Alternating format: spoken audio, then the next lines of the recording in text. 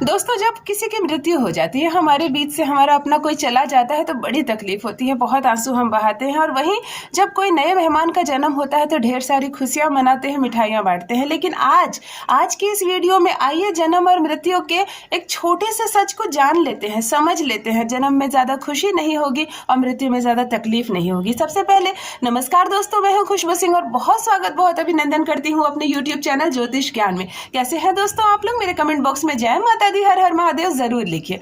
दोस्तों, आज मैं आपको बताने जा रही हूँ कि अल्प आयु में मृत्यु क्यों हो जाती है। क्यों कुछ लोग सिर्फ 2 साल की अवस्था में कोई बच्चा मर जाता है, कोई 18 साल की अवस्था में गुजर जाता है, कोई 30 साल की उम्र में गुजर जाता है।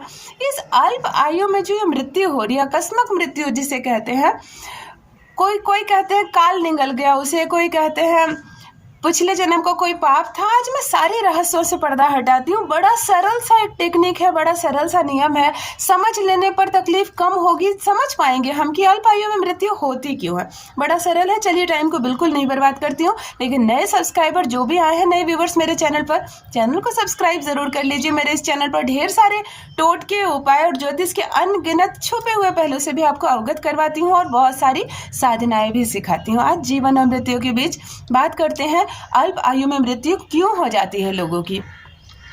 दोस्तों, शुरुआत करते हैं सतयुग से। सतयुग में हमें क्या मिल रखा था भगवान की तरफ से, मैं आपको बताती हूँ। सतयुग में हमें 1250 साल में 8 जन्म लेने पड़ते थे। इसका मतलब हर जन्म हम लोगों का लगभग 150 वर्ष का होता था। और हमारी इच्छा मृत्यु हमारे खुद के हाथ में थी। हम अपने शरीर का त्याग जिस दिन करना चाहे अपने शरीर का त्याग कर देते थे। तो उस जमाने में जब लोग अपनी जिम्मेदारियों से निपट जाते थे, भगवान में अपना ध्यान लगाते थे और किसी भी दिन अपने शरीर को त्याग देते थे, चाहे उनकी आयु कुछ भी रही हो, उनको लगभग 150 साल की जिंदगी मिलती थी।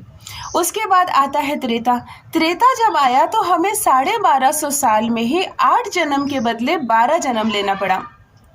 इसका मतलब लगभग हमें 100 वर्ष की आयु मिली और इच्छा मृत्यु मिली, यानी हम जब चाहें अपने शरीर का त्याग कर सकते थे।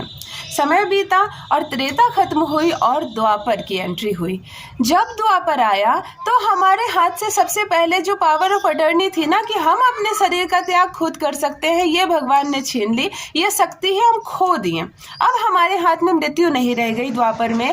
और द्वापर में हमें 1250 साल में 21 जन्म लेने पड़ रहे हैं, यानी कि लगभग हमारी उम्र, हमारी एवरेज आयु 60 वर्ष की हो गई।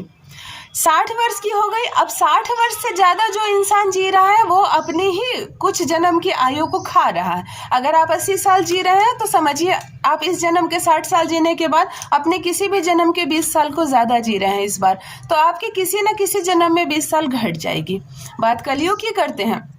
कलयुग में हमें 1250 साल में लगभग 42 जन्म लेने हैं, यानी हमारी एवरेज आयु सिर्फ और सिर्फ 30 सालों की हो जाएगी।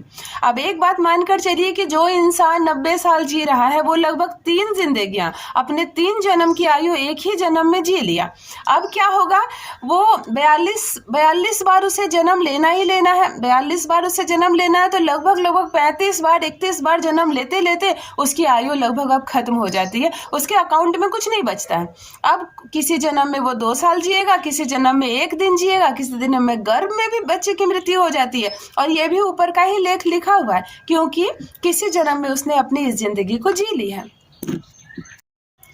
सीधी सी बात है, हमारे अकाउंट में जितने पैसे हैं उसे हमें खर्च करने हैं 42 बार में, और हम अगर 4 बार में, 6 बार में उसे खर्च कर देते हैं तो आगे हमें बहुत कम पैसे मिलेंगे खर्च करने के लिए। बस यही बात है, यही कैलकुलेशन है। अगर हमें 42 जन्म लेने हैं और 30 साल की आयु के हिसाब से जीते तो हम अपने पूरे के पूरे 42 जन्मों में 30 साल जीते। लेकिन यहाँ इंसान कोई 42 साल जी रहा है, कोई 60 साल जी रहा है, कोई 100 साल जी रहा है, तो फिर आने वाले समय में हमारे पास आयु सीमित हो जाती है, आयु नहीं बचती है। इसीलिए कभी कभी किसी जन्म के लिए हमारे पास 1 दिन की भी आयु नहीं बचती है। तब ये घटना होती है कि गर्भ में ही बच्चा जन्म लेने से 5 मिनट पहले गुजर गया। सुनकर बहुत तकलीफ होती है। ईश्वर करे कभी किसी के साथ ऐसा ना हो, लेकिन क्या करें, ये जीवन का चक्र है। अल्प आयु की मृत्यु के पीछे यही रहस्य है कि हम अपनी आयु जी चुके हैं। हम कुछ वर्ष इतने ज़्यादा जी लिए कि किसी जन्म के लिए 1 भी साल नहीं बचा पाए, कभी कभी तो 1 भी दिन नहीं बचा पाए। कभी 3 साल के बच्चे को सांप काटने से मृत्यु हो जाती है, कभी 18 साल के लड़के अचानक ट्रेन दुर्घटना में गुजर जाता है। तो सुनकर तो तकलीफ ज़रूर लगती है, लेकिन ये सारे हमारे खुद के एक चक्र है। हमें 1250 साल में 42 जन्म लेनी है। अभी द्वापर में हमें 1250 साल में 21 जन्म लेनी है। ये बहुत एक चर्चा के विषय है कि अभी कलयुग चल रहा है या नहीं। बहुत लोग कहते हैं बिल्कुल कलयुग चल रहा है, अब तो कलयुग का अंत आने वाला है। लेकिन कई ज्योतिषों ने, कई अर्थशास्त्रियों ने भी ये कहा है कि जी नहीं, ये बिल्कुल कलयुग नहीं है। कलयुग इसे नहीं कहते। थोड़ी चोरी चकारी ज़रूर हो रही है, थोड़ी सी धोखेबाजी हो रही है, मिलावटें हो रही है, लेकिन ये कलयुग नहीं है। कलयुग जब आएगा तो इंसान का जीना दुर्लभ हो जाएगा। इसीलिए इसे द्वापर का ही अंतिम चरण कह सकते हैं या कलयुग का बिल्कुल प्रथम चरण कह सकते हैं। इस पर बहुत आलोचनाएं होती है, बहुत मिथ्या बातें फैली हुई है, इसलिए मैं इस पर चर्चा नहीं कर सकती। मैं इतनी बड़ी ज्योतिष नहीं हूँ कि मैं ये बता सकूँ कि अभी कलयुग चल रहा है या नहीं। इस पर बहुत मतभेद है। तो अगर इसे आप द्वापर भी मानते हैं तो आपकी एवरेज आयु अभी 60 साल है, लेकिन क्या 60 साल में आपकी मृत्यु हो रही है? इच्छा मृत्यु की शक्ति तो आप में है नहीं। तो आप 60 साल से ऊपर जितना जी रहे हैं, आप अपने ही अगले जन्म की आयु को खाते जा रहे हैं। इसका कोई निदान भी नहीं है। हम अपने शरीर को छोड़ नहीं सकते। अगर किसी रोग, कष्ट या दुर्घटना से हमारा शरीर खत्म नहीं होता है तो फिर हम अच्छी खासी लंबी जिंदगी जीते हैं, तो हम आने वाले कुछ अपने जन्मों की आयु को खत्म कर दे रहे हैं, अकाउंट को नील कर दे रहे हैं। तो यही रहस्य है दोस्तों अल्प आयु में मृत्यु की।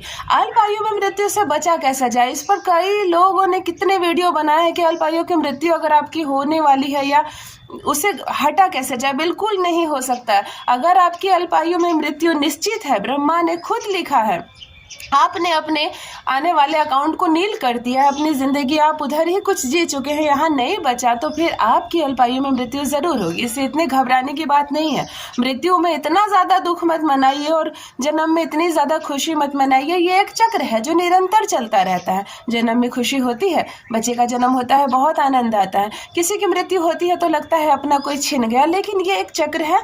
इसे थोड़ा सा मान लीजिए, अपने दिमाग को सेट कर लीजिए कि हम जितने भी इंसान जन्म लिए हैं अपनी जिंदगी जिएंगे, एक दिन ये जीवन खत्म हो जाएगा, हमें दूसरा जन्म लेना है, तो थोड़ा सा कष्ट कम होगा। अल्प आयु में मृत्यु का एक छोटा सा रहस्य मैं आपके साथ शेयर की हूँ। जितनी भी जानकारी मुझे है, जितना ज्ञान मुझे है, अगर मुझसे कोई गलती हो रही है या मैं कोई ऐसी बात बोल दी हूँ जिससे कि आलोचक इसमें आलोचना करे, तो इसमें कोई बात नहीं है, मैं क्षमा मांगूंगी। लेकिन ये सत्य है, मैंने जितने डिस्कशन आपसे की है यही है अल्प आयु में मृत्यु का कारण। दोस्तों मेरे वीडियोस पसंद आ रहे हो तो चैनल को सब्सक्राइब जरूर कीजिए। हर रोज लेकर आती हूँ जिंदगी को बदल देने वाले कुछ बेहतर से बेहतरीन उपाय। चलिए आज के लिए बस इतना ही। रखिए अपना ख्याल, रखिए अपनों का ख्याल। बहुत बहुत धन्यवाद।